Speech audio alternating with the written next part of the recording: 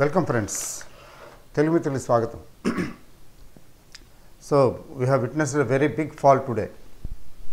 Cap up opening, trend continuation,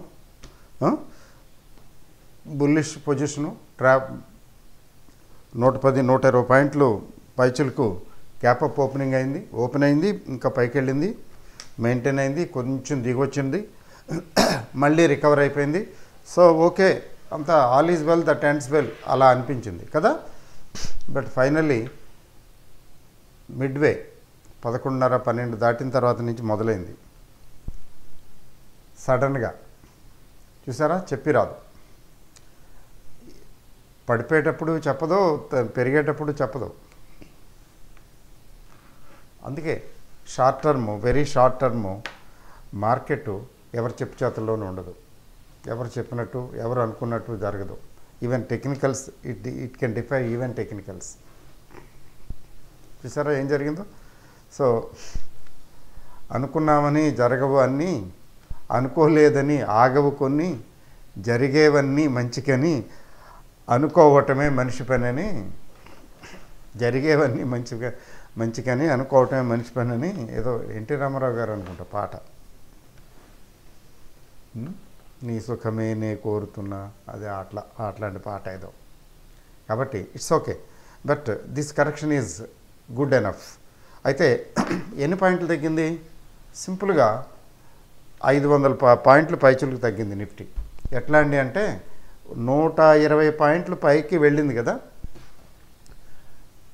net ఒక 358 360 పాయింట్లు, అంటే ఫైనల్గా 500 పాయింట్లు. టోటల్గా పీక్ లెవెల్ నుంచి 500 పాయింట్లు తగ్గింది. ఈరోజు హై ఏదైతే ఉందో ఆ హై నుంచి 500 పాయింట్లు తగ్గింది. నిన్నటితో పోలిసి చూసుకుంటే 358 పాయింట్లు. పైకి వెళ్ళి తీసుకెళ్ళి ఎత్తి కుదేశారు. అసలు అవకాశం కూడా ఇవ్వాలి. మధ్యలో కొంచెం వచ్చింది, బయింగ్ వచ్చింది, ఒక్కసారి వచ్చింది, కొట్టిపారేశారు. మళ్ళీ రెండోసారి రావడానికి ప్రయత్నించింది, అంతగా రానివ్వలేదు. ఇంకొద్దులే, నీ వల్ల కాదులే అని. అంటే ఇక్కడ ఇప్పుడు ఓవర్ బాట్ పొజిషన్లోకి వచ్చింది, స్లైట్లీ ఓవర్ బాట్. ఇంకా కన్ఫర్మ్ కాలేదు, ఆల్మోస్ట్ రేపటి కన్ఫర్మ్ అయిపోతుంది. ఈరోజు బ్యాంక్ నిఫ్టీ సెటిల్మెంటు, అది ఒక రీజన్. చక్కగా సిన్సియర్గా కొట్టిపారేశారు. అంటే చక్కగా ఎక్కువ కాల్స్ కొనుక్కుని ఉన్నట్టున్నారు. ఎక్కువ మంది కాల్స్ కొనుక్కుని ఉంటే, అంటే కాల్స్ ఎక్కువ అమ్మారనుకోండి, పెద్ద ఆపరేటర్స్ కదా, పెద్ద ఆపరేటర్స్ కాల్స్ అమ్మారు అంటే కాల్స్లో బయింగ్ బాగా ఉంది. ఈ కాల్స్ అమ్మిన వాళ్ళు ఏం చేస్తారు, చక్కగా వీటన్నిటిని జీరో చేసేయాలి కదా, సిన్సియర్గా పడేశారు. ఎంత పడేశారంటే ఘోరం. మరి ఇది రోజు ఉండే రభసే. మళ్ళీ రేపు నిఫ్టీ వీక్లీ సెటిల్మెంట్ ఏం చేస్తారో చూద్దాం. బట్ ఏమిటి ఈరోజు మార్కెట్ ప్యాటర్న్, జరిగిన ప్యాటర్ను ఒక రకంగా చెప్పాలంటే ఏంటి జరిగింది అంటే, ఏం కనబడుతున్నదంటే పైకి తీసుకెళ్ళారు, బాగానే ఉంది. హయ్యర్ లెవెల్స్లో అది నిలబడాలి. All time record, all time high కదా ఈరోజు. ఎప్పటికప్పుడు పెరుగుతుంటే ఆల్ టైమ్ హై, ఈరోజు ఆల్ టైమ్ హై. ఈ ఆల్ టైమ్ హై ఏమైంది, ఫైనల్గా నిలబడాల, సెల్లింగ్ వచ్చేసింది. అంటే ఇక్కడ డెఫినెట్గా కొంత ప్రాఫిట్ బుకింగ్ కనబడుతున్నది, బుల్ లిక్విడేషన్ కొంచెం కనబడుతున్నది. దాంతోపాటు ఈ షార్ట్ సెల్లర్స్ విజృంభిస్తారు కదా, ఎందుకు వదిలిపెడతారు? దీనికోసం ఇట్లాంటి అవకాశం కోసం ఎదురు చూస్తుంటారు. ఎందుకంటే బుల్ లిక్విడేషను, బుల్స్ వాళ్ళు ప్రాఫిట్ బుకింగ్ మొదలు పెట్టనంత వరకు కూడా బేర్స్ ఏమీ చేయలేరు. ఒకవేళ వీరు పడేయాలని ప్రయత్నిస్తే వాళ్ళు మళ్ళీ కొనేస్తారు. కానీ వాళ్ళే అమ్మటం మొదలుపెట్టినప్పుడు వాళ్ళతో పాటు వీళ్ళు కూడా జాయిన్ అయ్యి దాన్ని మొమెంటం పెంచుతారు. ఈరోజు ఆ మొమెంటం పెరగడానికి కారణం profit booking coupled with short selling. అయితే bulls will have the last laugh, ఎందుకంటే బుల్స్ స్ట్రాంగ్గానే ఉన్నారు. లాస్ట్ లాఫ్ అంటే ఎట్లా ఉంటుందంటే, ఇంకా తగ్గినిచ్చి లేదా ఇంతటితోటి సరిపెట్టి మరొకసారి లేపారనుకోండి పైకి, ఈ బేర్స్ అందరూ కూడా మళ్ళీ బ్రతుకు జీవుడా అంటూ మళ్ళీ ఇప్పుడు షార్ట్ కవరింగ్కి వెళ్తారు, లేకపోతే కొంతమంది వదిలేస్తారు. అది బేర్ ట్రాప్ కూడా కావచ్చు, బేర్ క్రష్కి దారి తీయొచ్చు అని ఇప్పుడు చెప్పలేం. It is too early to say anything. But overbought జోన్లోకి వచ్చేసేస్తున్నట్టుగా అనిపిస్తున్నది.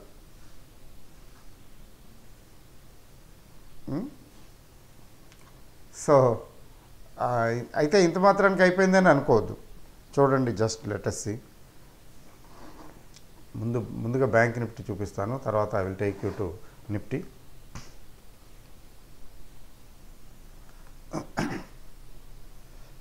బ్యాంక్ నిఫ్టీ సరిగ్గా 10-day మూవింగ్ యావరేజ్, ఈ 10-day మూవింగ్ యావరేజ్కి జస్ట్ వచ్చి ఆనుకుని ఉంది. అంటే ఆల్మోస్ట్ ఒక లెవెల్. సో ఇక్కడ ఒక సపోర్ట్ ఉంది. ఈ సపోర్ట్ ఎంత అంటే 47,070 కనబడుతున్నది. అంటే 47,100 అనుకోండి, ప్లస్ ఆర్ మైనస్. సెటిల్మెంట్ దగ్గరకు వచ్చింది కదా. 47,100 ఒక సపోర్ట్ అండి. 47,100 అంటే బ్యాంక్ నిఫ్టీ ఊరికే ఏముంది, 500 పాయింట్లు వెళ్ళటానికి రావటానికి అంటే ఒక 300 పాయింట్లు, ఇంకో 300 పాయింట్ల దూరంలో ఉంది. రేపు కనుక గ్యాప్ డౌన్ ఓపెన్ అయ్యి కిందే ట్రేడ్ అయితే ఇంకా అది బ్రీచ్ అయిపోయినట్టే. నెక్స్ట్ లెవెల్ ఎక్కడుందంటే, నెక్స్ట్ లెవెల్ 46,810, అంటే 850 వేసుకోండి. సో ఈ రెండు సపోర్ట్ లెవెల్స్ బ్యాంక్ నిఫ్టీకి. Okay, this is the support level. Check చేసుకోవాలి. ఇక్కడికి రాకుండా కూడా పైకి వెళ్ళిపోతే అది వేరే సంగతి. Anything can happen. మార్కెట్లో ఎప్పుడు కూడా ఇట్లాగే ఉంటుంది, ఇలా జరుగుతుంది అని మనం ప్రెడిక్ట్ చేయలేము. తర్వాత నిఫ్టీ తీసుకుందాం. నిఫ్టీ తీసుకున్నట్లయితే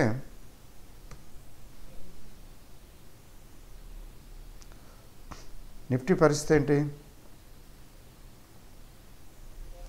నిఫ్టీ కూడా కొంకెంలాగా వంగింది. అయితే ఇక్కడ ఉంది కదా సపోర్టు, ఇంతకుముందు అనుకున్నదే కదా.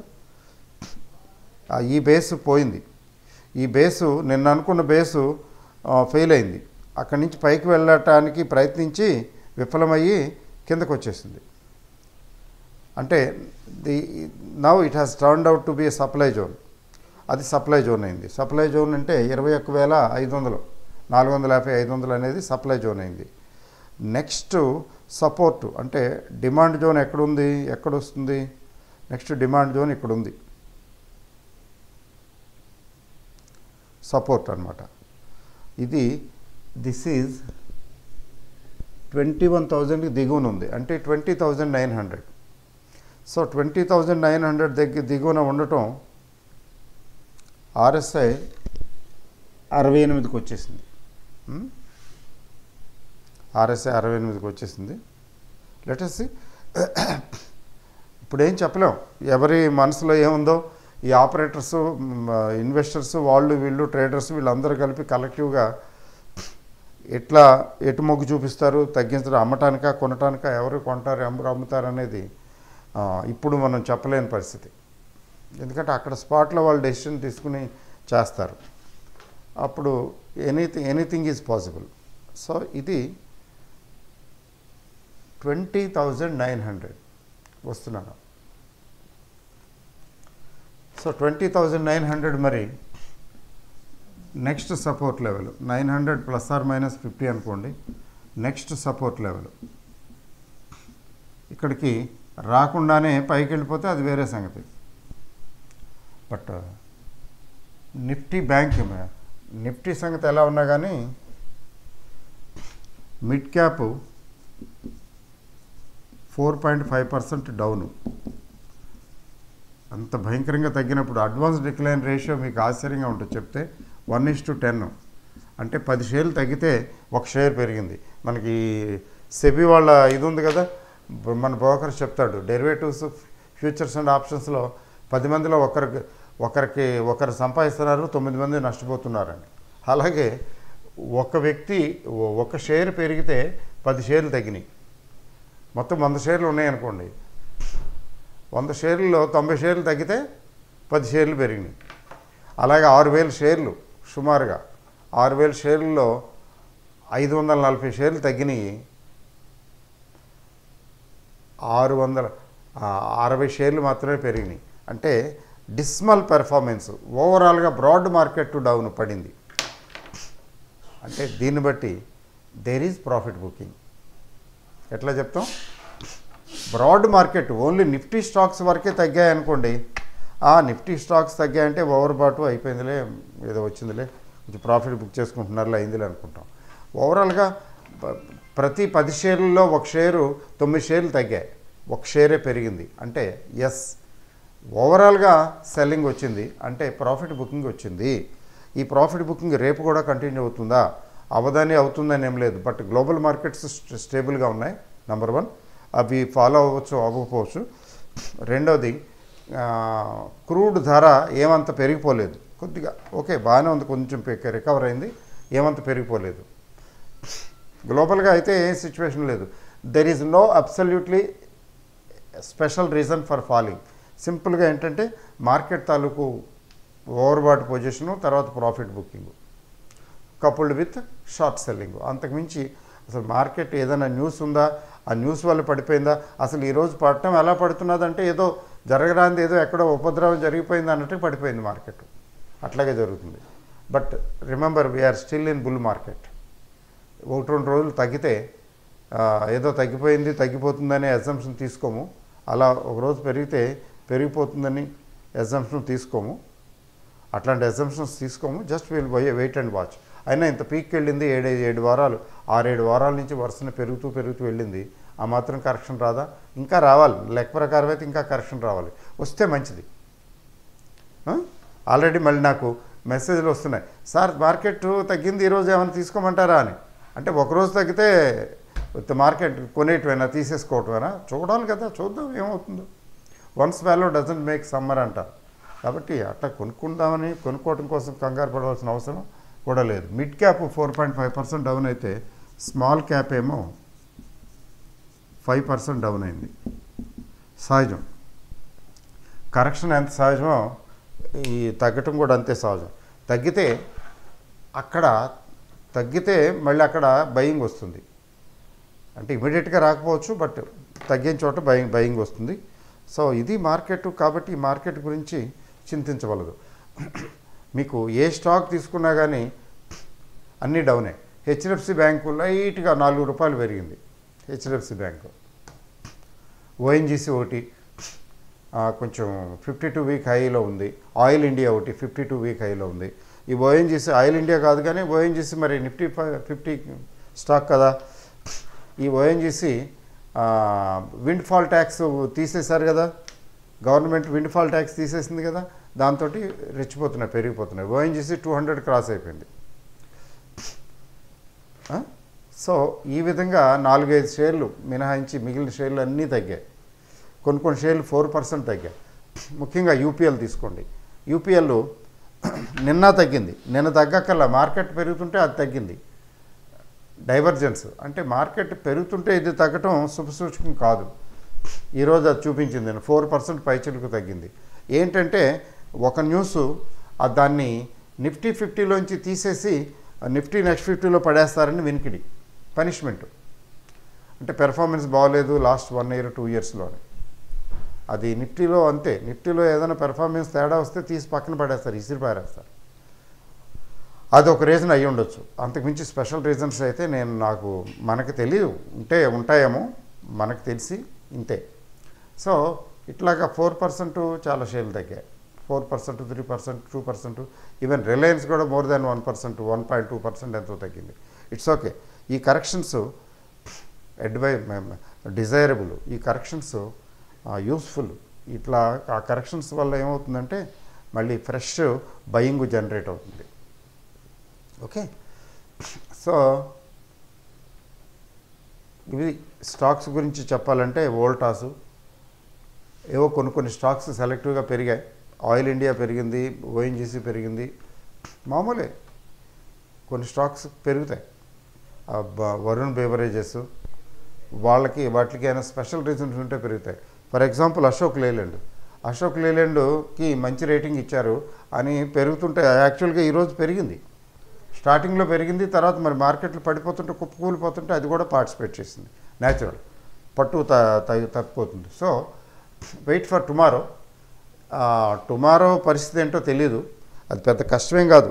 తగ్గితే 20,900కి రావటం it may not take time, ఏముంది నథింగ్ కదా. 200 పాయింట్లు 250 పాయింట్లు 20,000కి 20,000 పైన ఉన్నటువంటి ఇండెక్స్కి 200 పాయింట్లు అంటే నథింగ్ కదా. 1% ఏముందండి, విశేషం ఏముంది. లెటస్ సి అది దానికి మించి దిగి వస్తే ఆప్షన్ చేయను. ఇట్లాంటప్పుడు మనం చెక్ చేయకూడదు, చెక్ చేయవలసిన అవసరం లేదు. ఎందుకంటే it may mislead rather than guide. Okay, so రేపు చూడాలి. గ్యాప్ డౌన్ ఓపెనింగా, స్టేబుల్ ఫ్లాట్ ఓపెనింగా, గ్యాప్ అప్ ఓపెనింగా, ఈ విషయం తెలియదు, చూడాలి. ఇట్లాంటప్పుడు సింగపూర్ నిఫ్టీ, దాన్ని గిఫ్ట్ నిఫ్టీ అంటాం కదా ఇప్పుడు, ఆ గిఫ్ట్ నిఫ్టీలో కూడా ఏమీ క్లూ వదలరు. ఇట్లాంటప్పుడు వదలరు. నిజంగా పడేయాలనుకున్నా అక్కడ పడేయరు, పెంచాలనుకున్నా అక్కడ పెంచరు. They don't leave any clue. కాబట్టి గిఫ్ట్ నిఫ్టీ నుంచి మనం we cannot draw any clues. But రేపు చూడవలసిందే. బట్ లెటస్ సి, తగ్గితే కరెక్షన్ వస్తే బయింగ్కి పనికి వస్తుంది, లేకపోయినా పర్వాలేదు. ఈ తగ్గటం కొంచెం ఎక్కువగా ఉంటుంది, ఇంకా బాగా తగ్గే అవకాశం ఉంది అని అనిపిస్తే అప్పుడు కొంచెం ప్రాఫిట్ బుక్ చేసుకోవచ్చు. లేకపోతే ఓకే, ఇన్వెస్ట్మెంట్ పాయింట్ ఆఫ్ వ్యూలో ఈ ప్రాఫిట్ బుక్ చేసుకోకపోవటం మేక్స్ నో డిఫరెన్స్. తగ్గుతుంటే పెరుగుతుంటే, పెరగటం సేపు అయ్యో తగ్గిపోయింది 400 దగ్గర అమ్ముకుని ఉంటే ఇప్పుడు 320 దగ్గర కొనుక్కునేవాడిని ఇట్లా అనుకుంటుంటారు. అట్లా కాదు, సరే ఇట్స్ ఓకే, వదిలేయటమే. అప్పుడే అది ప్యాసివ్ ఇన్కమ్ సోర్స్గా ఉంటుంది. వదిలేస్తే ఫండమెంటల్స్ బాగున్నది, మళ్ళీ 320, మళ్ళీ అదే 420కి 500కి వెళ్ళిపోతుంది. తగ్గటం పెరగటం అతి సహజం. కాబట్టి వాటి గురించి చింతించవలదు. సో మార్కెట్స్ ఫైనల్గా ఇక్కడ దీని గురించి ఒక ఈ orientation, trading orientation live classes గురించి 2 ముక్కలు. ఒకటేంటంటే రేపు మోస్ట్ లైక్లీ అనౌన్స్మెంట్ ఉంటుంది. మోస్ట్ లైక్లీ రేపు రాత్రికి ఒక గూగుల్ అంటే లైవ్ క్లాస్ ఒకటి ఉంటుంది, ప్రిఫరబ్లీ 9 o'clockకి. కొంచెం కొంతమంది ఆఫీస్ గోయర్స్ వాళ్ళకి ఇబ్బంది అవుతుందని చెప్పి 9కి పెట్టడం జరిగింది. 9కి అయితే అందరూ ఇంటికి చేరుకుంటారు. 9 o'clockకి ఉంటుంది రేపు లైవ్ క్లాసు. మోస్ట్ లైక్లీ పర్సనల్గా వాళ్ళకి నోటిఫికేషన్ వెళుతుంది. వాళ్ళు ఇందులో చార్ట్లోకి వెళ్ళాలి. ఈ వెల్త్ క్రియేషన్ టిప్స్ యాప్లోకి వెళ్ళి చార్ట్లోకి వెళ్తే నోటిఫికేషన్స్ కనపడతాయి. రేపులేండి, ఆ నోటిఫికేషన్స్ రేపు వస్తాయి, ఇవాళ కాదు. దాన్ని ఫాలో అయ్యి లింక్ ఉంటుంది. ఆ లింక్ని క్లిక్ చేసి లైవ్ క్లాస్ జూమ్ క్లాస్లో జాయిన్ అవ్వచ్చు. So look forward to good time ahead. మరి రేపు మార్కెట్ ఎలా ఉంటుందో మరి వద్దు, మనకు తెలియదు, గెస్ చేయొద్దు. మార్కెట్స్ సస్పెన్స్గా ఉంటేనే బాగుంటుంది. మనం ఎందుకు ఊరికే గెస్ చేయటమే కదా. ఏ రోజైనా ఒక రోజు రైట్ అవుతుంది, ఒక రోజు రైట్ అవుతుంది. ఎందుకంటే మార్కెట్ ఎవరు చేపల్లో ఉండదు. లాంగ్ టర్మ్ మార్కెట్ అయితే ఓకే, పెరుగుతుందని చెప్పచ్చు. షార్ట్ టర్మ్ గురించి చెప్పలేము. So all the best and good night. Thank you very much.